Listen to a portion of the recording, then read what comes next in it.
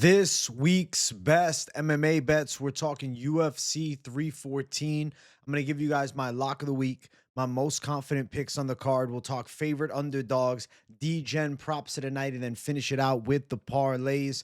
So make sure you guys smash the like button. If you're new to the channel, subscribe, turn the post notifications on, and make sure you share the video too.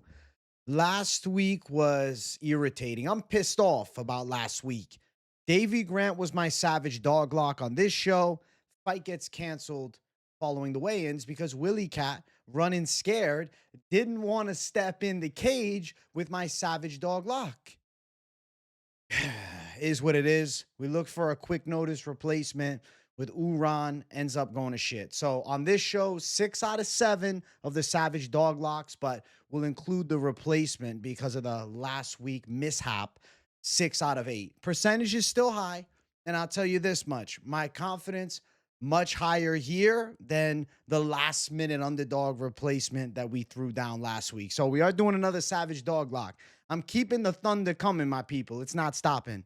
So let's jump into it. Without further ado, the lock of the week.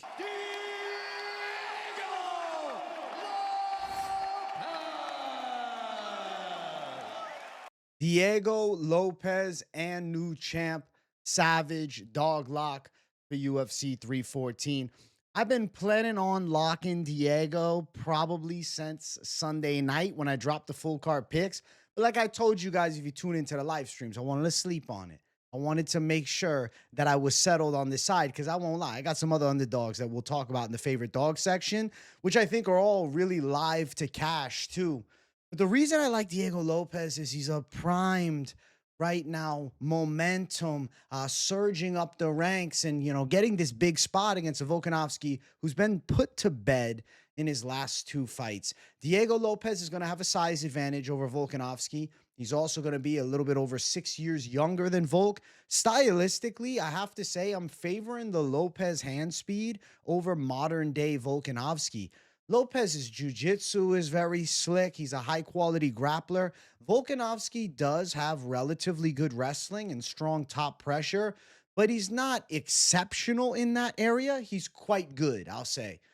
But I think against Diego Lopes, if Volk tries to play the grappling game, he is actually risking getting put in some type of counter submission, whether it be a triangle choke from bottom or maybe even a guillotine attempt or a Darce choke from Diego Lopes. There is going to be a high threat of submissions from Diego if this fight hits the ground, regardless of if he's in top position or in bottom position. In the grappling, he's faster in transition speed and, again, more primed.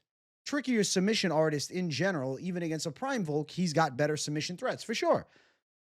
Now, striking-wise, Volkanovski does have a patient flow. He works a decent jab. He doesn't even have bad kicks either. To be real with you, Volkanovski does everything exceptionally well. That's why he was a long-standing champion.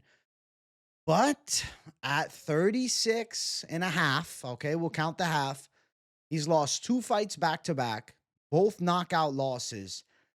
You have to assume there's been a bit of a toll taken on him, and then you have to look at the history of the featherweight division and the lower weight classes, 35 and up. It's a rare thing to win back a world title. At the lower weight classes, hasn't happened. At welterweight with Bilal winning the belt, it happened. I think that Diego Lopes is too fast twitch. I think his flurries of big punches are going to be a problem for Volk, and watch out for his high kicks. Diego Lopes is an underrated kicker. He has really good high kicks, and Volkanovski likes to slip side to side. There's an opening for a high kick threat. We saw Volkanovski badly knocked out by the high kick of Islam Makhachev.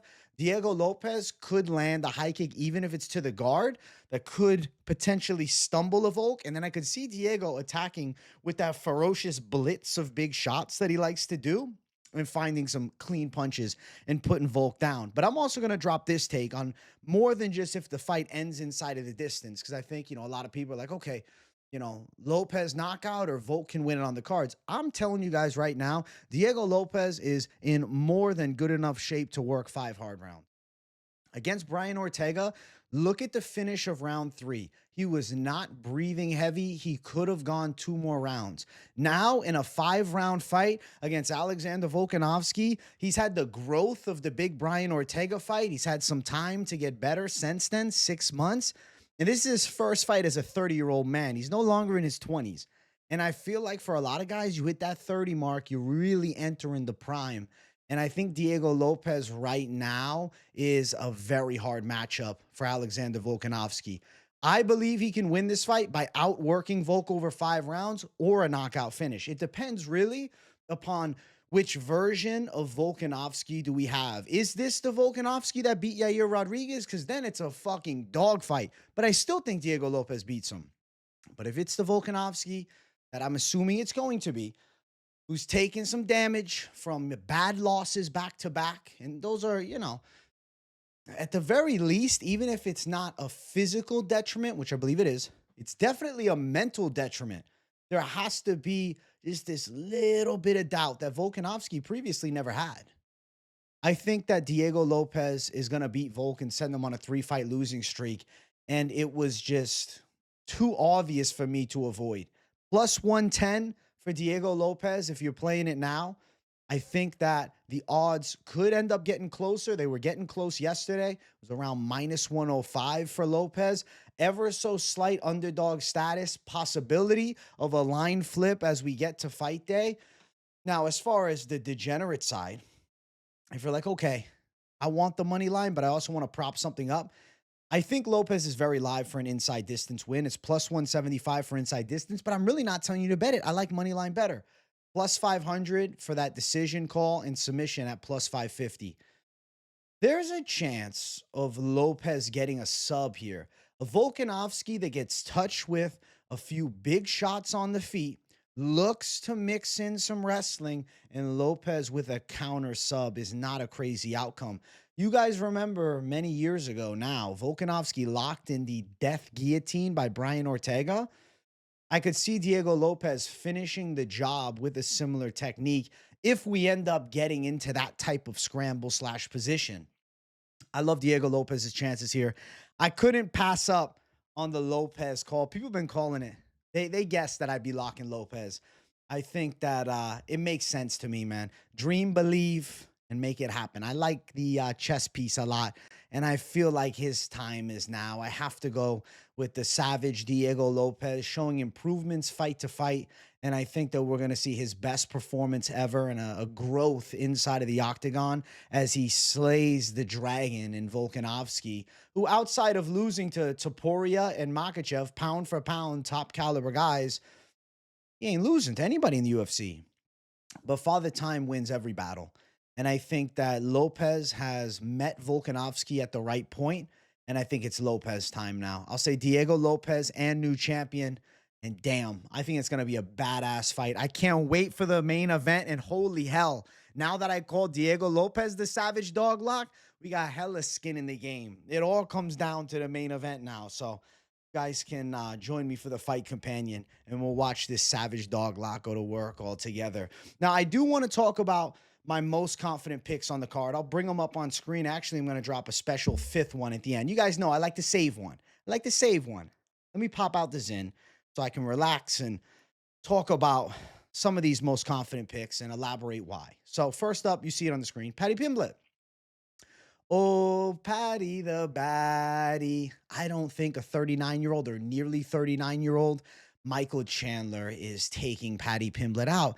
I just can't see it. I actually think Paddy's live to knock him out. Paddy Pimblett actually has good hands. Like, I know that there's, the usual Paddy hate that exists, but he's got some speed on his punches. He definitely can crack on the feet. He's not a bad striker. He gets a little bit of shit because his chin is a little bit high, but I don't think a nearly 39-year-old Michael Chandler is the one to put his lights out. I actually think he could drop Michael Chandler, and I'm predicting a club and sub. I think he's very live to submit Chandler. He is exceptionally good at jiu-jitsu. I feel as though Paddy Pimblett, because of the bad Jared Gordon fight and, just the whole Paddy Pimblett aura, he's become underrated by fans. And I really think that his skill set is truly top 10. And Michael Chandler is the perfect matchup to get Paddy Pimblett in that conversation of fighting the true best in the game. And I feel like the UFC knows that Pimblett right now is the motherfucking cash cow. If you get a Paddy Pimblett title fight, holy hell, it's going to do buys. I think Pimblett is going to win against Michael Chandler, and I think he's going to win impressively, and people are going to say, oh, fuck.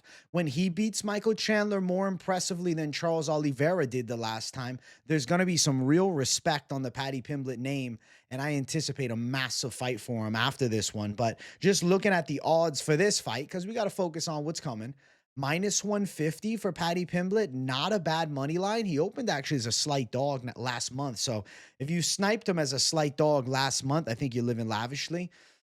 I see him winning here. I think he wins, like I said, sub, but you know, the money line is very playable and it's a good parlay piece.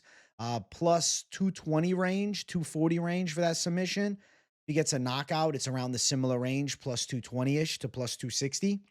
So I guess I'm not crazy about chasing props in this fight. I would say that you can lay a little chalk down and touch the money line of Paddy because it is very money lineable. Or you can say, fuck it, I'm a savage. Let's put it in the damn parlay. So we'll talk parlays at the end. You're going to see Paddy's name once again. And I think a nice win is on the way for him. The breakout performance and the best name on the resume yet. I think he's going to make people say, oh shit, after this Saturday. Paddy's legit. And he's going to handle the nearly 39-year-old Michael Chandler. Next up, I'm believing in the hype. I'm going Gene Silva. There are a lot of pundits that feel as though he's getting grapple fucked. And I understand the worry. Bryce Mitchell is really good at grappling. But Gene Silva brings such a knockout threat. And it's just because last weekend, Pat Sabatini, Joe Anderson Brito, everybody's acting like this is the rinse and repeat of that. Not everybody, because obviously, you know, 77% of the people are picking the side of Gene Silva. But this isn't a rinse and repeat of that. I've seen a lot of clips of like, you know, Charles Jourdain landing takedowns and people justifying Bryce Mitchell grapple fucking Gene Silva because of that. But like, it's not like Silva didn't bounce up to his feet. And it's not like he didn't flatline Jourdain. Even if he gets taken down in round one, gets up, taken down again, loses the first round, he's live for a knockout throughout the whole fight. And I know for a fact there are vulnerabilities and susceptibilities, I should say, in the stand-up game of Bryce Mitchell that Gene Silva can more than capitalize on. I think Gene Silva is going to knock Bryce Mitchell unconscious in a violent fashion. I think he's going to connect with a massive punch, and I think that Bryce Mitchell is going out. I'm going Gene Silva by KO. I believe that he's going to land. I do think the grappling defense will hold up and maybe look better than ever before. And you have to also consider something like he's gotten, you know, a lot more UFC experience since that damn fight against Jourdain 9 months ago. And he trains with good grapplers over at Fighting Nerds. I think Bryce Mitchell, you know, they love it as a dog, but it's a chase. I'm going to say this, though. If Bryce Mitchell wins, man, shit, you might have to start questioning if the earth really is flat because he damn sure should not win, okay? -244 for Gene Silva. I expect the favorite to get an impressive knockout. I'm picking Gene Silva by KO, which is around +110. I'll anticipate a knockout in the first or second round. I think he's going to land a really big shot, and I think Bryce is getting his light shut off. We've seen Bryce shut off before. We saw him knocked out real bad against Josh Emmett, and I think that even though Josh Emmett maybe power for power would have a tad bit more purely on his punches, Gene Silva is a much more sharpened blade, and to be fair, I might even walk that back.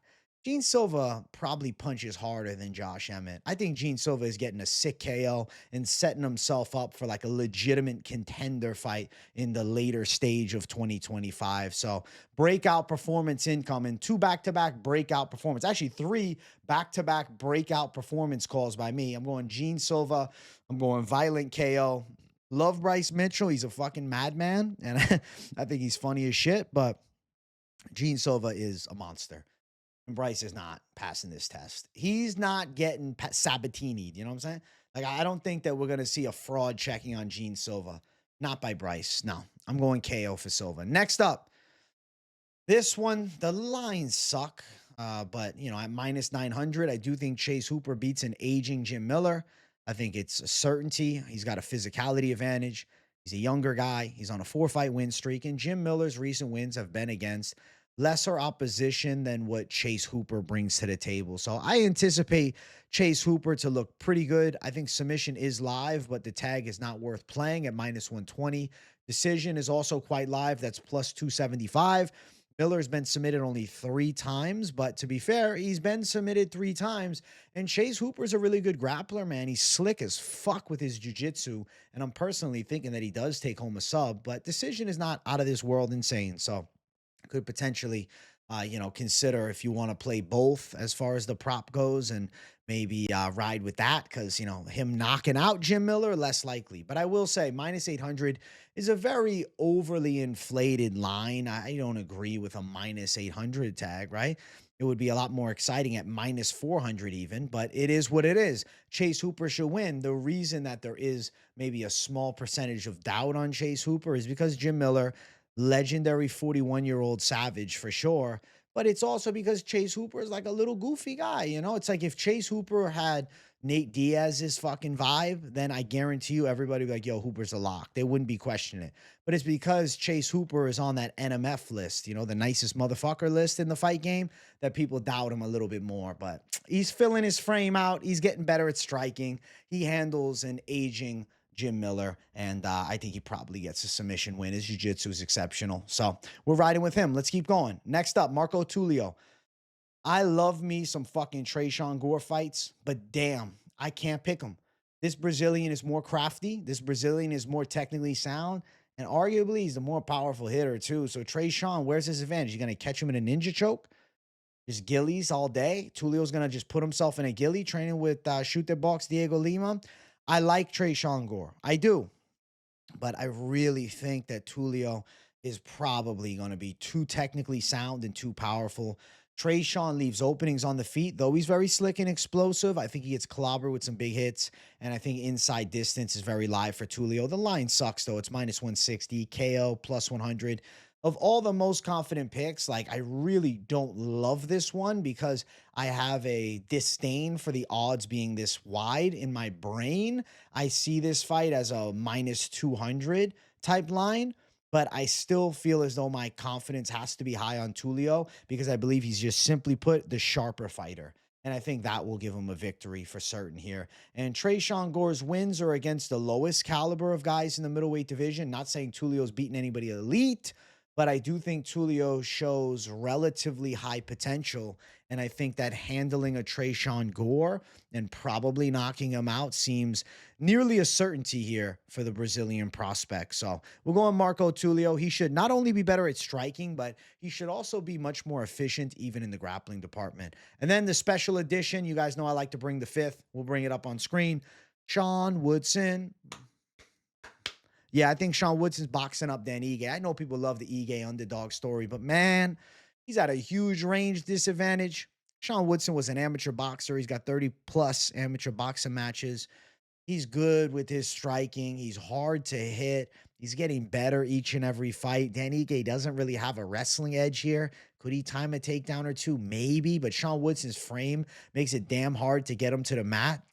And then his boxing from long range is very difficult to deal with on top of his head movement being good. And I believe he's going to evade Ige's more, loaded up power shots. And I think Woodson is going to land more of his peppering, sharper punches. And I'm thinking he takes a decision. He's minus 180. So again, somewhat money lineable here. I anticipate a chance of it going over 2.5 at minus 280. And then Woodson to win on the judges' scorecards is currently sitting at plus 115. So I do think Sean Woodson's winning. He's a confident pick. I think he's handling business. I think he's taking Dan Ige out on a decision. I could see a 30-27. I love Ige as a brawler and like a tough, gritty journeyman, but Sean Woodson's physicality advantage should be much too much for Dan Ige to deal with, man. And like we're giving Ige a lot of respect off his losses, right? The last real impressive win, I mean, Andre Fili knocked out, but Fili is not near Sean Woodson's level. Beat Nate Landwehr on a decision back in 2023. Something tells me Sean Woodson hands Ige that loss that drops him out of the rankings. And I think Sean Woodson does pass the gatekeeper test here. And I feel like big fights on the horizon. I like Sean Woodson's style. It's like annoyingly difficult to deal with. A damn 6'2" featherweight is crazy. And he's got the reach as well. He handles Dan Ige to pretty clean outstriking decision. Technical strike and flow. Watch for his head movement is normally pretty damn good, and I'm picking him to win. Now, those are the most confident picks on the card. But there are also some favorite underdogs, which are also confident picks. I'm going to go in order. I'm actually going to go in order of confidence here. Patricio Pitbull. I was this close to locking Patricio Pitbull. It's just, I had the first lean for Diego Lopes. And then I was like, oh, do I go Patricio? But I said to myself, no, go off the initial leans. That's what I've been doing with the Savage Dog locks. And the success rate has been damn high on this show, going with the initial feeling inside. And I think that that's why Diego has to be call number one. But I really think Patricio Pitbull wins. And if you happen to be not, betting the Diego Lopes side, or you don't even want to look at the Diego Lopes bet, maybe you're a big Volk fan or whatever, Patricio Pitbull, I think he's going to have an advantage in close range fighting. His boxing is sharper than Yair Rodriguez. And also in the grappling, he is going to be clearly better than Yair Rodriguez. Patricio Pitbull is extremely well-rounded, and if you haven't watched him fight, he is one of the best featherweights to ever do it. Now, he is 37, and I know you're like, oh, well, you picked Lopes over Volk. Hold on.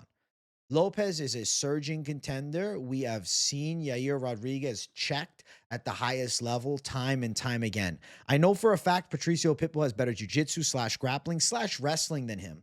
And on top of that, I expect Pitbull to be difficult to deal with from close range. Now, yes, Yair's got the baseball bats for legs and his kicks are nice, but Pitbull has a high fight IQ and he is going to avoid the power kicks. He's not getting dropped with the head kick and knocked out.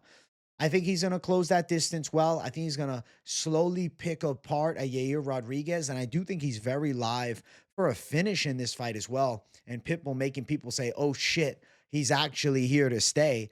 Plus 170 for Patricio Pitbull. Come on, bro. That's the Bellator GOAT right there. I was the Bellator guy in the early stages of my YouTube channel, okay? And I watched Bellator growing up. Seeing Patricio Pitbull finally in the UFC, I feel like a fucking giddy kid, man. This is like the closest thing you'll get to like a Fedor in the UFC. This was the motherfucking man in Bellator. If you did not watch his run, you don't understand the success rate that this guy had. You only hear about it. And then you'll see PFL today and you'll have a disdain for what Bellator once was. But don't, because Bellator at one point was fucking amazing. And Patricio Pitbull was running the show over there for a very long time. And I believe he is going to beat Yair Rodriguez. And I am picking him with confidence as well as an underdog at plus 170. He's a savage dog pick for sure. I don't think you need to chase the props, but I do think inside distance for Pitbull does make sense. Plus 325. Decision is not crazy, which is plus 400 because Pitbull has won decisions. He's gone 5 rounds numerous times, only needs 3 here.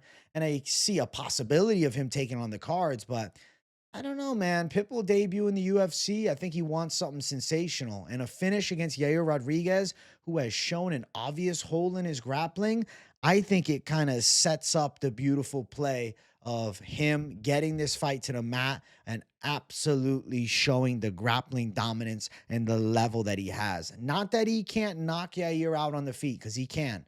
And we've seen Yair Rodriguez wilt. Patricio Pitbull does not fucking wilt, okay? Patricio Pitbull, confident call. He'd be in the most confident picks, to be honest with you. But I said, you know what? Favorite dog section, leave it all dogs. Let's lead the way with the motherfucking Brazilian savage himself, Patricio Pitbull, to take home a masterful W. I'll say masterclass incoming from him.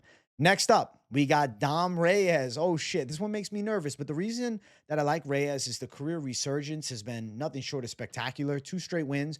And you can say, oh, but it's Anthony Smith and Dustin Jacoby. Fair point. But it's also impressive finishes in both of those fights for Dominic Reyes. Nikita Krylov has been out for 2 years as well. Now, Krylov does have strong grappling. He's got good takedowns, good submission threats, and his striking's not bad. He's got some power, but don't overrate his power because of his Gustafsson knockout. I think some people will, and just, take a step back and remember that Gustafsson was completely washed at the time of that fight, and his chin was gone, okay? I think that Dominic Reyes is live to outstrike Krylov and potentially knock Krylov out. Now, to be fair to Nikita Krylov, normally takes a very good punch and is skillful in all areas. Not having a threat of takedown here, though, because ultimately I have a strong faith in the Dominic Reyes takedown defense. We've seen it from his prime against John Jones, and I still believe that the hips are going to be on point. Defended takedowns easily against Anthony Smith, and I think Reyes is going to have striking success and land some big shots. I think he is live to get a finish, but also could take home a decision. I feel as though over 1.5 has a good ring to it at -135, but when Reyes is on one, he's an incredibly precise striker that has hand speed towards the highest level you can have at light heavyweight. Now, I wouldn't go out chasing props. The money line is around +150 range. I think that's a very playable tag. If you do like Dominic Reyes, obviously, the fight before with Pitbull being brought up first is a bigger tag, right? Better odds and a little more confidence, but that doesn't mean Dominic Reyes isn't going to win. I'm picking him to win. I do believe he wins. I think he's a very live underdog. Nikita Krylov with the shoulder surgery, I don't know what he's going to come back and look like. I also know Nikita Krylov being out 2 years could potentially have a little ring rust on it. We got Dom Reyes surging, and unlikely that Krylov is grapple fucking him. I'd say highly unlikely. And then Reyes with the hand speed advantage. Give me Dom Reyes to keep the win streak going and making it 3 in a row. And somehow in 2025 going on a bit of a fucking tear and maybe fighting somebody in the fucking top 4 after this one. So shout out Dom Reyes for the career turnaround. And I think he's going to succeed this Saturday as well. And then next up, last but not least, we got the damage Darren motherfucking Elkins +250 range for Darren Elkins. People might tell me I'm crazy. Listen. Julian Erosa is known for fumbling the motherfucking bag. Okay? Julian Erosa is 1-2 as a favorite in the UFC. Normally his wins are as an underdog, as a favorite. You know, he's fumbled the bag, man. And even against Steven Peterson, a fight he was supposed to walk through him. Split decision. Darren Elkins does not quit on himself. He's a gritty OG coming off the win over Daniel Pineda, which was a good back and forth fight. But what he damn sure showed, that Gilly defense is second to none, okay? Nobody's gillying Darren Elkins. And Julian Erosa loves the Gilly, and he's been touched up with some big shots in previous fights, man. He got rocked against Ricardo Ramos, too. Then he locked in a perfect Gilly. There was moments for C-Rod and striking, and then he locks in the Gilly. He's not doing it here with Elkins. And I'm not saying that Elkins is as clean at striking as the other two, but he's a gritty pressure fighter that has good wrestling. And I think he could outwork Julian Erosa in a back-and-forth 3-round fight. We've seen Erosa lose so much that it's just hard for me to even fathom him as a 3-1 favorite, man, especially against a Darren Elkins on a win streak. It's not like Darren Elkins is coming off 2 back-to-back knockout losses. Darren Elkins is coming off 2 straight wins, as is Julian Erosa. And we've seen Erosa crumbled. Darren Elkins, yes, he's been knocked out too, but normally the dude's one of the toughest customers in the game with an insane ability to turn fights around and come back. I'm going to go Darren Elkins on the decision. I think he can out-grit Erosa, but potentially could just wrestle fuck him and then maybe even finish him. But wrestle fucking, takedowns, control, winning with ground and pound, being relentless. This is a Darren Elkins fight, and I believe he's going to win at +250 as a dog. Now, I wouldn't go prop chasing, but just to mention a couple, Elkins by a decision is +575. I think that is a live method of victory. Him to submit Erosa, maybe a gassed Erosa gives up his neck, but just feels less likely, and the bookies will agree, because Elkins +1200 for a sub, which is quite the degen call. Ultimately, you can just play +250, straight down the center, money line, and you're getting a lot back for that one. Darren Elkins, gritty OG, and we'll talk spreads on Friday as they continue to release. But, not a horrible idea if you like Elkins spread, because I think at the least he's napping around. But I like him to win, bro. Fuck the spread. I like him to win. But you can still play the spread. There's still value there. Those are my favorite underdogs. Definitely want to know. Let me know in the comments which ones you like the most. I want to hear from you guys.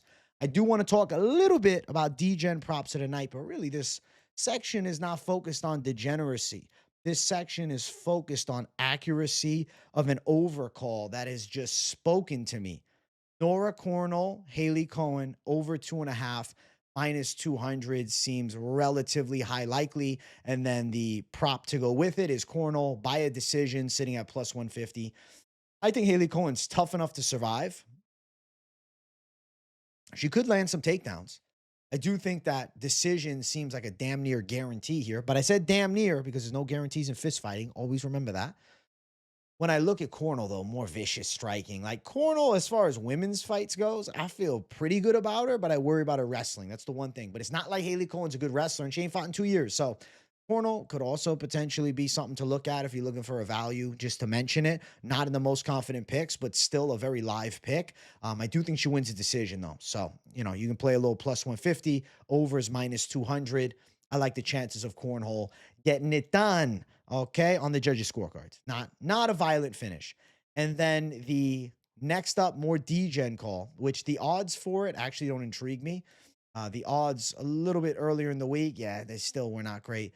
I was going to say, though, Jandiroba by sub is a live outcome for a fight against Xiaonan, but at plus 240, not nearly as playable. I think in my mind, I was thinking that was plus 400, but I was living in motherfucking La La Land or something. What the hell? What the hell, bro? What the hell? The rest of them, I mean, I got Oleksiejczuk to win by KO as the pick, but I don't love the tag at plus 135. I think the fight's live to go over a round and a half at minus 150. But not telling you guys to chase that one. The main focus of this segment, right? The rest are just extras or honorable mentions, I should say. The main focus was Cornolle over 2.5. And then I went with the extension of decision. Then after that, we're kind of just having a slight prop banter to close it out. I am damn excited, though, for this damn UFC card. And, like, I want to get into the parlays in a second. But I keep looking at the props thinking, is there one more that calls my name? Gene Silva, second round KO, plus 525. That's the last one I'm going to say. I need to get to the damn parlay section. I know you guys want it. Let's talk about the parlays for this card. So I've concocted some here that I feel have a relatively high chance of coming through. At the top, Woodson and Hooper seems hell alive at minus 127. That was actually the parlay that me and Finchman concocted on Monday's Moneyline show as well. And then a good plus money tag is that Cornolle over 2.5. Hooper to win, Silva to win at plus 124. I think it hits. Now, Savage City, Lopes and Pimblett. You want main and co-main event picks because you want to fucking sweat it for the pay-per-view. I respect you. I respect you. Plus 262 for the Savage City, but that's not all, folks. Okay, we got plenty more. Plus 280 for the money call, Pitbull and Silva. You want Brazilian savagery on the damn pay-per-view? Two guys that I think got damn good chances of winning. One of them's a dog. I like it. Now to go savage, you got Silva, Tulio, and Pitbull. A little Brazilian savagery for you all. Plus 389 for that one. Keep running down. Lopes and Pitbull at plus 467. Two of my favorite underdogs. Savage dog lock with a savage dog pick. Feels right. Now, big dog. Lopes, Pitbull, and Silva plus 410. Okay, I'm calling it the big dog because at the front we got Diego Lopes, the savage dog. But then two confident picks get you more than 4-1 money, which I like. Now, if you just go on my most confident picks, you want to ride with the big five, but you don't want to throw my confident dog. So most confident favorites, because the underdogs are still confident calls too. Plus 458. If you don't want to play any plus money, you're like, yo, just give me the favorites. I'd rather do this. Okay, no problem. Now, making a big jump to plus 878 because I'm a wild animal. We got Lopes, Pimblett, and Pitbull at plus 878. You understand? That's big plus money. Okay. And I think that I'm going to have some money calls on this main card. That seems to me like a W incoming. Now, if you go in animal dog mode, you got Lopes, Pitbull, Silva, and Tulio. Pretty much just Brazilian domination. I know Lopes in Mexico representing, but still Brazilian blood plus 927 for that animal dog play. Now, for the savage play below it, we got Pimblett, Silva, Hooper, Cornolle's over 2.5, and Pitbull to win at plus 945. That damn sure looks like a savage play, okay? Below it, we got the plus 1,000 range. Plus 1,072. Lopes, Pimblett, Silva, Hooper, Tulio, and Woodson. Whoa. Whoa. And I think it comes through. Now, Lopes, Pimblett, Silva, and Pitbull, plus 1,277. Less fighters. You just got to grab your nutsack and say, I'm willing to throw on the dogs. Give me Pimblett, Silva as the favorites. Give me Pitbull, Lopes as the dogs. And let's absolutely crush it. Let's absolutely crush it. Keep on running down. We got Savage at 1851. This is plus money savagery. Again, you got the Lopes, Pimblett, Silva, Pitbull, but you're throwing Cornolle's over 2.5. So the first fight of the night's going to fucking matter to you. So don't miss that ladies fight. I think that savage play hits. Now, the Degen call below it, Lopes, Pimblett, Silva, Hooper, Tulio, Woodson, and Pitbull. Yes, confident dogs, confident picks, all lined up together for plus 3,063. Woo! I like that Degen play, though. Next up, we keep running. It doesn't stop there. Lopes, Pimblett, Silva, Pitbull, and Reyes. Do you know what that is? The main card sweep. That's the Savage Degen parlay. I got a feeling I'm sweeping this damn card. Plus 3,480 for the main card sweep, aka the Savage Degen parlay to close out the parlay section. Now, post weigh-in, we'll concoct some more magic for you guys, and I'll have those in the spot below me right there. But yeah, for today, I think we got a good little flow. Now, before you throw your cash down, I recommend doing your own research too. I don't tell anybody, yo, just blindly tail. No, see where we link up on everything, and I think you'll have the highest probability of success. At the end of the day, I want you guys to win. And I'm putting in the damn work. You guys know if you follow the channel, I'm locked and loaded with the tape. But best case scenario, you're also seeing what I'm seeing, and we line up together, and you give yourself a higher likelihood of success on this Savage MMA betting thing, all right? I hope you guys enjoyed this week's best MMA bets. I hope you guys enjoyed the parlay section. You know I did, man. Holy hell. Late night drop if you're watching as we released. If not, I guess the time doesn't matter, but I locked and loaded for this card. I feel very good about it, and I'm damn excited for UFC 314. So do not miss the fight companion. Let me know in the comments what you thought of my plays overall, my most confident picks. I want to hear from you guys. Drop your favorite. I want to hear the Savage dog lock in the masses. Maybe somebody's got an unpopular dog that we're all picking against, and they got some, I don't know, oracle or something, or some mythical, fortune-telling, futuristic ball telling them the answer. I don't know. Let me know in the comments, though. I appreciate you guys. Hit the likes. Smash the likes. Don't just hit them. Smash them. Subscribe to. Smash the subscribe button. Turn on the post notifications. Just absolutely beat on it. Turn those post notifications on. You don't want to miss a video or a live stream. I got content every single day. And if you have nothing to say in the comments, please enjoy my content. As always, W in the chat to boost the algorithm for your boy. Thanks for watching, everybody. I love each and every one of you. Let me put on the Fighting Nerds glasses to close out. Big W to the people. I'll see you all in the next one. Peace out.